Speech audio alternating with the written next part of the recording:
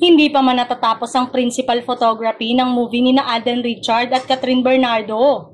Nakasalukuyan pang kinukunan sa Calgary, Canada. Ay pinag-uusapan na sa X ang next movie ng kapuso actor. Kalat na kalat nga sa social media na ang susunod na leading lady ni Alden ay si Nadine Lustre.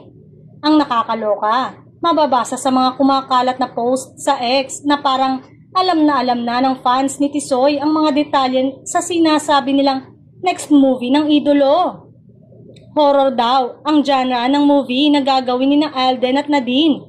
At ide-direct daw ito ng award-winning director ng Firefly na si Direk Zig Dulay. Wala pang legit announcement tungkol sa sinasabing proyektong pagsasamahan for the first time ng Aldin or Nadine, kaya for the meantime ay mananatili pa itong haka-haka or pantasya ng supporters ng love team ni na Alden at Nadine.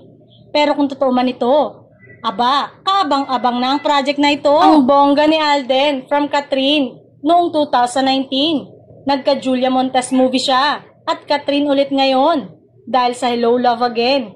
At kung true nga ang chika, magkaka na din naman.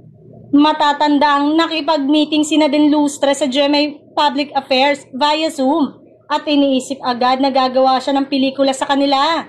Hindi sila magkakamali sa iniisip kapag nag-push ang Alden at Nadine film project na first for the two.